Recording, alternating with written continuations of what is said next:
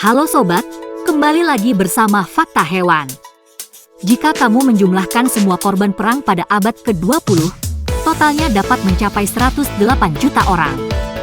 Mengejutkan bukan? Tapi yang lebih mengerikan adalah kematian yang diakibatkan oleh si pembunuh kecil ini. Dia bertanggung jawab mengakibatkan kematian 150 sampai dengan 300 juta orang pada abad terakhir. Dan sekarang jumlahnya lebih mencengangkan lagi, yaitu 600 juta kematian manusia per tahun.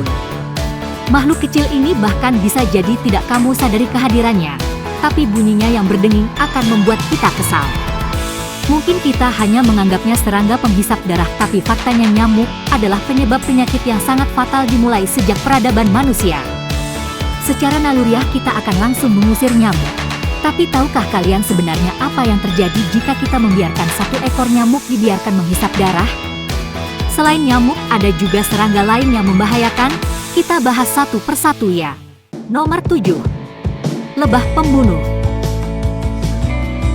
Ada yang bilang lebih besar lebih baik, tapi itu tidak berlaku bagi peneror yang suka terbang di Asia Tenggara. Lebah pembunuh Asia yang dijuluki Asian Murder Hornet. Biasanya lebah Eurasia memiliki panjang 1 inci atau 2,5 cm seukuran penjepit kertas. Sementara lebah pembunuh berukuran lebih besar dijuluki Ratu Lebah Asia Raksasa dengan ukuran 2 inci atau 5 cm, 2 kali lebih besar.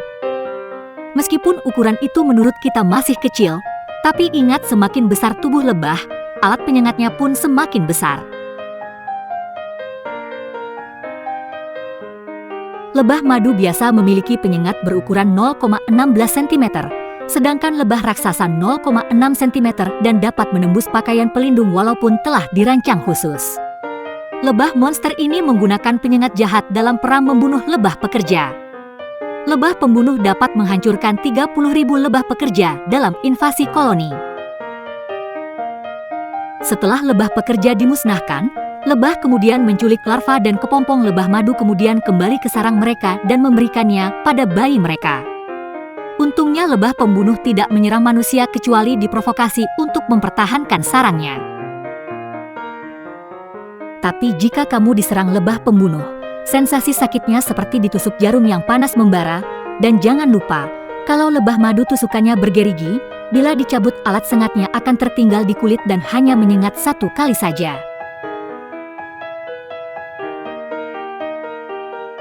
Tapi lebah pembunuh alat sengatnya tidak bergerigi, sehingga tidak tersangkut di kulit dan artinya dapat menyengat kamu puluhan kali. Kenapa sengatannya begitu menyakitkan? Karena racunnya mengandung bahan kimia bernama mastoparan yang dapat memecah sel darah dan otot. Selain itu, histamin pada penyengat lebah dapat memicu reaksi alergi yang fatal. Pada penelitian tahun 2007 ditemukan 1,2 hingga 3,5 populasi lebah pembunuh menyebabkan 30-50 kematian setiap tahun, khususnya di Jepang. Korban sebagian besar meninggal karena henti jantung mendadak. Racun serangga jika diukur dengan skala LD50, jumlah racun yang dibutuhkan untuk membunuh 50% dari populasi uji tikus. Lebah madu mengandung racun 2,8 mg per kilogram, sementara lebah pembunuh 4,1 mg per kilogram. Artinya semakin kecil dosis, semakin membahayakan. Jadi lebah raksasa harus menginjeksikan jumlah racun yang lebih besar kesengatannya daripada lebah madu. Orang akan terancam jiwanya jika ditusuk oleh 100 lebah raksasa atau 1000 lebah madu. Nomor 6. Kutu Lone Star. Gigitan kutu Lone Star bisa membuat kamu jadi vegetarian, soalnya gigitan kutu ini dapat mengirimkan molekul gula yang dikenal sebagai alpha-gal ke dalam tubuh kamu yang menyebabkan sindrom alpha-gal. Pada beberapa orang hal ini dapat menyebabkan reaksi sistem kekebalan tubuh yang mengakibatkan alergi parah pada daging merah. Tapi jangan sampai kutu membuatmu tidak menikmati alam bebas. Seperti pada umumnya, kutu dapat menempel 36-48 jam sebelum dapat menularkan penyakit. Jadi selama kamu memeriksa pakaian dan tubuh kamu harusnya sih baik-baik saja. Jika kamu menemukan kutu pada tubuh, gunakan pinset untuk mencungkilnya dengan lembut. Dan jangan pernah menghancurkan kutu, karena hal ini menyebabkan menyuntikkan semua parasitnya ke dalam tubuh kamu.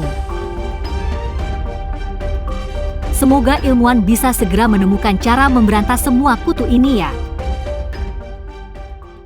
Nomor 5. Nyamuk gajah. Mari kita pelajari terlebih dahulu tentang musuh manusia yang satu ini. Ada lebih dari 3.500 jenis nyamuk di dunia, dari yang super kecil dengan panjang hanya 0,1 inci atau 0,25 cm ini, seperti ukuran sepotong kuku kita. Nyamuk gajah berukuran jumbo. Nyamuk ini berukuran 1 inci penuh atau sekitar 2,5 cm atau seukuran koin 1 sen Amerika. Mereka dinamakan nyamuk gajah karena jarumnya yang seperti belalai. Walaupun secara teknis kita tetap membenci nyamuk ini, yang harus lebih dikhawatirkan adalah nyamuk penghisap darah manusia dan menyebarkan penyakit fatal ke seluruh dunia.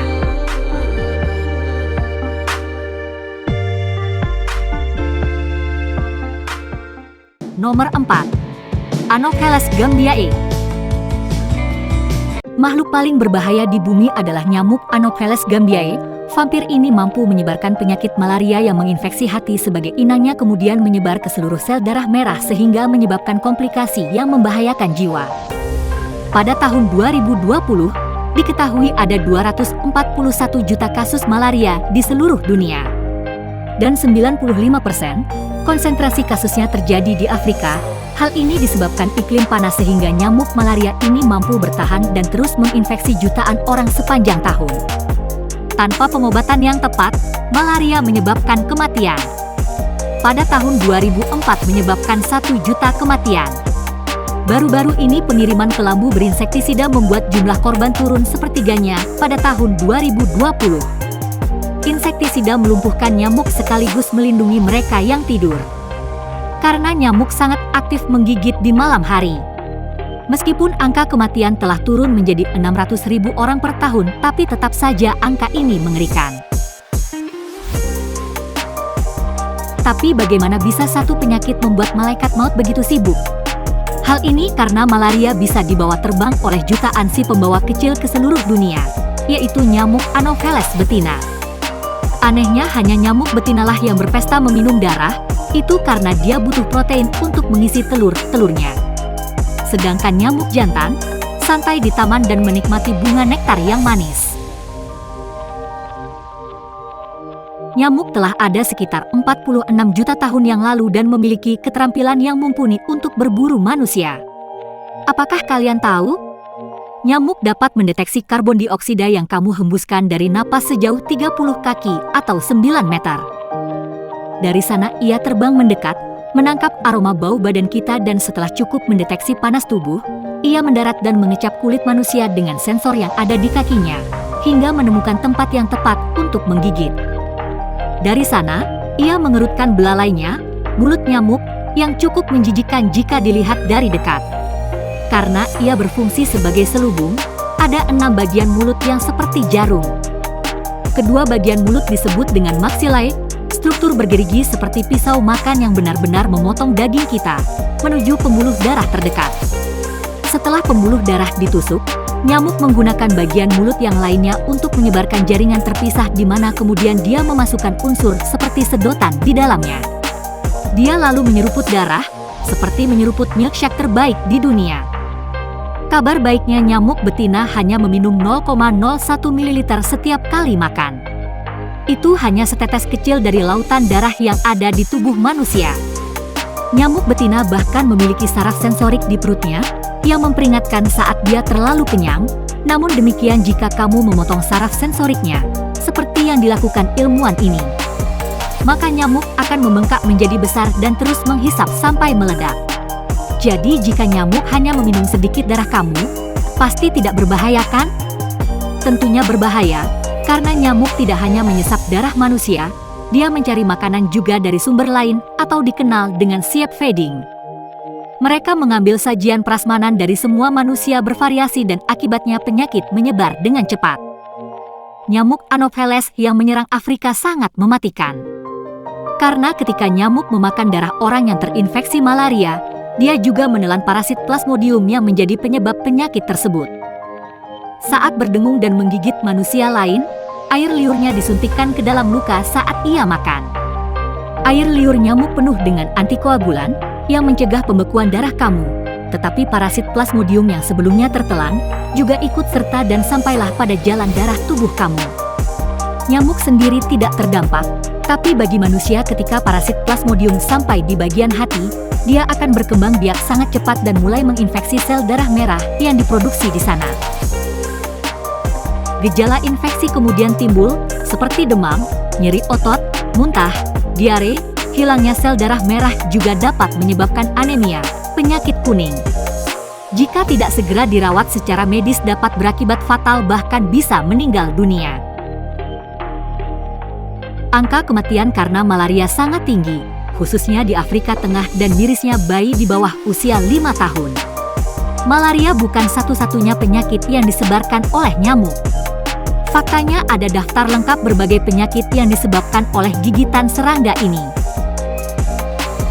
Jika kamu bepergian ke daerah iklim tropis, hati-hati dengan nyamuk Aedes aegypti. Dimulai yang paling ringan, dia menyebabkan demam berdarah, dengue, mual, muntah, dan ruam yang parah. Biasanya di Asia termasuk Indonesia, Afrika, Karibia, dan Amerika Selatan. Tempat wisata terbaik rawan terhadap penyakit demam berdarah, tapi jangan khawatir, pada orang normal demam akan hilang dalam 1 minggu. Tapi 1 dari 20 orang akan tertular demam berdarah yang parah, yang dapat menyebabkan pendarahan internal, shock, bahkan kematian. Jika kamu digigit nyamuk Anopheles atau Aedes, dia juga membawa cacing parasit. Dia dapat melewati darah ke saluran getah bening, mengakibatkan filariasis limfatik. Ini adalah penyakit yang menyerang 120 juta orang di dunia.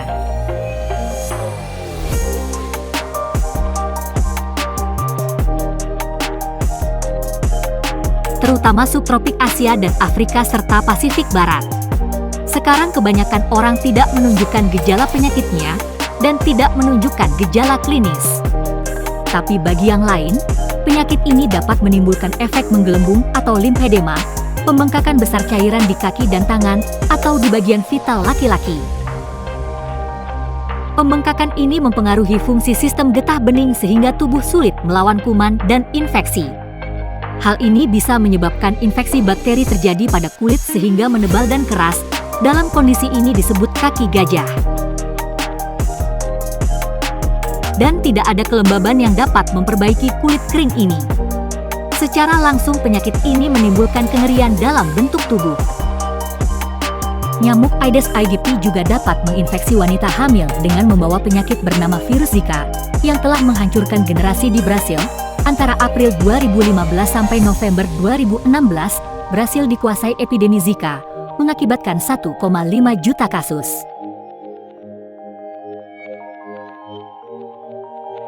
Zika adalah virus yang dapat menimbulkan gejala demam ringan, sakit kepala, ruam. Pada orang tua, terinfeksi Zika tidak menyebabkan masalah. Tapi jika terkena pada wanita hamil dapat menyebabkan cacat lahir pada bayi, yaitu mikrosefali, di mana bayi lahir dengan kepala kecil tidak normal. Di Brasil lebih dari 3.500 bayi terkena dan ini kondisi yang tidak bisa dibiarkan begitu saja. Anak-anak jadi mengalami ketidakmampuan belajar seumur hidup karena ukuran otak mereka yang kecil. Dan Zika masih ada di Brasil sampai saat ini, disebarkan oleh nyamuk-nyamuk itu. Dan maaf, memang berita buruk masih ada lagi. Nyamuk Aedes aegypti menyebar dengan begitu cepat ke seluruh dunia, seperti Madeira, bagian selatan Rusia, ke AS seperti Florida dan Georgia, bahkan Texas.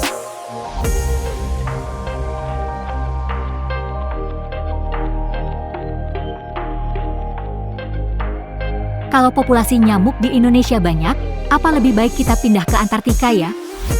Karena suhu beku dapat membasmi nyamuk dewasa dan memaksa serangga yang tersisa untuk berhibernasi, Jadi jika kamu menemukan nyamuk, segera hentikan langkahnya.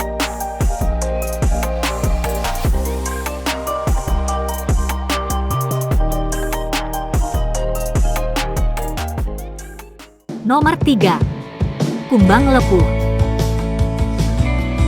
Jika kamu pernah tiduran di atas jerami, kamu mungkin tidak tahu makhluk apa yang ada dalam tumpukan jerami. Kamu akan menemukan serangga beracun yang menghasilkan cantaridin. Ini adalah bahan kimia jahat yang menyebabkan kulit melepuh. Tidak hanya itu, jika kamu tidak sengaja mengkonsumsi kumbang tersebut, cantaridin yang terlepas bisa merusak saluran cerna. Warna spesies kumbang lepuh bisa terdiri dari bermacam warna pelangi. Bahaya nyata kumbang lepuh adalah pada ternak, karena kumbang lepuh tertarik pada jerami alfalfa. Ini adalah jerami yang disukai ternak dan kuda karena mengandung serat dan protein yang bagus. Jika kumbang digiling dalam jerami saat proses, maka jerami ini mengandung cantaridin. Dan menelan 1 atau 2 kumbang lepuh dapat berakibat fatal pada hewan sebesar kuda. Jadi hati-hati pada kumbang lepuh ya.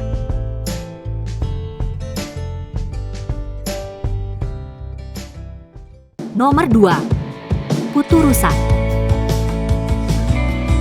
Tidak ada cara lain untuk menikmati alam bebas selain berkemah dan menghirup udara segar. Memanggang ubi di padang rumput, mendaki gunung, sempurna sekali ya. Tapi hati-hati jika melewati rumputan yang tinggi, wajahmu bisa jadi landasan laba-laba atau yang lebih parahnya kutu. Di dunia serangga, kutu terbagi 2 kategori, yaitu kutu bertubuh keras dan kutu bertubuh lunak.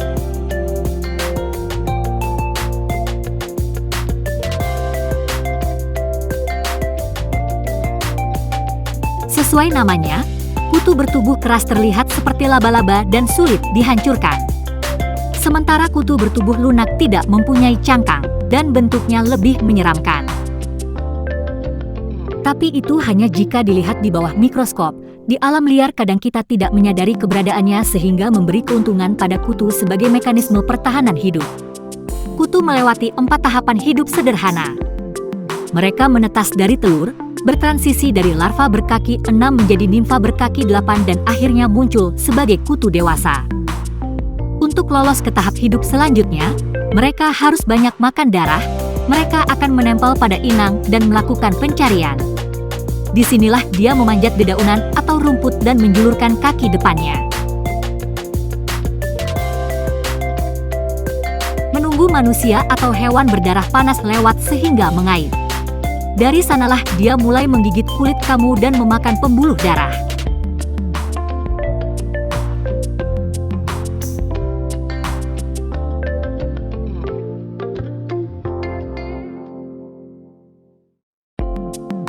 Tidak seperti nyamuk, kutu membutuhkan waktu lama untuk makan, bisa 3-4 hari.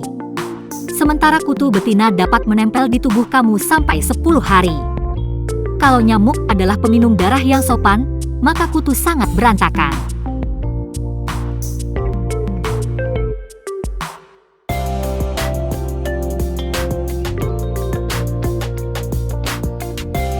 Karena terkadang memuntahkan kembali darah yang telah diminum.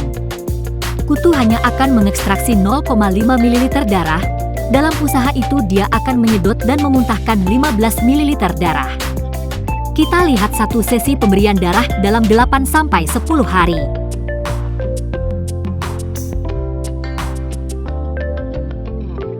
Setelah kutu selesai makan, tubuhnya akan membesar hingga 5 kali bentuk aslinya. Kutu juga dapat melompat ke berbagai inang sehingga menyebarkan semua penyakit. Ketika kutu ini membuang darah, dia juga menginfeksi tubuh kamu dengan penyakit yang telah dia bawa. Kutu bahkan bisa jadi pembawa penyakit dari hewan.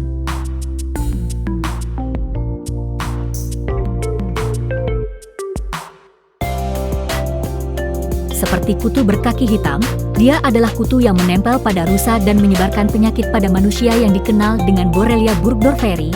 Penyakitnya disebut Lyme, seperti yang dialami Justin Bieber dan Bella Hadid. Penyakit ini menyebabkan demam parah, sakit kepala menggigil dan nyeri otot. Yang paling sering diidentifikasi adalah ruam mata merah yang muncul di sekitar gigitan kutu. Tapi jangan khawatir, penyakit Lyme dapat diobati dengan antibiotik. Hanya saja jika pengobatan terlambat dapat mengakibatkan kondisi seperti pusing, nyeri saraf, nyeri sendi dan kelumpuhan wajah atau hilangnya tonus otot di bagian wajah. Sehingga terlihat sebelah wajah terkulai ke satu sisi. Nomor 1. Kutu busuk. Jika kamu sedang tertidur dan tiba-tiba mencium bau besi berkarat, kamu mungkin ingin membalik kasur dan akan menemukan titik-titik coklat yang menjijikan. Ini adalah kutu busuk, atau kalau dalam bahasa Sunda disebut tumbila. Dan mereka tidak pernah hidup sendirian, mereka aktif di malam hari dan bersembunyi di siang hari. Dan noda hitam itu adalah sisa-sisa kotoran mereka. Sisa tinja ini adalah bekas darah manusia yang sudah dicerna. Darah yang dicerna mengandung banyak zat besi, menjadi sumber dari bau karat yang aneh. Ada juga bekas selubung cangkang yang tertinggal karena mereka berganti kulit. Saat kutu busuk meranggas, kerangka luarnya terlepas. Itu adalah 5 tahapan siklus hidup kutu busuk. Dari telur menjadi nimfa, akhirnya menjadi makhluk dewasa. Kutu busuk dewasa berukuran lebih kecil dari biji apel, dengan tubuh berukuran 4-5 mm dan seluruh sisa hidupnya dihabiskan di sela-sela kasur. Saat kamu ngemil di kasur atau sofa, kutu busuk akan berpesta dengan darah kamu, tapi kamu mungkin tidak menyadarinya. Hal ini disebabkan kutu busuk melepaskan sedikit anestesi ke dalam air liurnya. Kita baru menyadari esok paginya ketika banyak bekas gigitan kutu busuk. Mereka biasanya sampai di rumah kamu dari pakaian setelah kamu bepergian.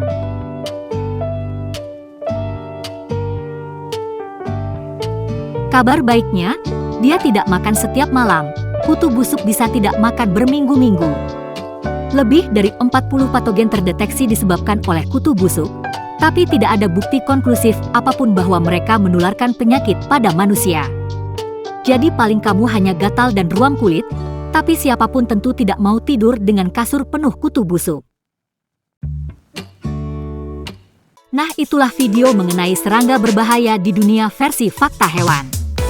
Menurut kamu, serangga mana yang paling mematikan? Atau jangan-jangan kamu memiliki cerita sendiri? Silahkan cantumkan di kolom komentar ya. Terima kasih buat kamu yang tetap menonton hingga video ini berakhir. Sampai ketemu di video selanjutnya ya. Bye-bye.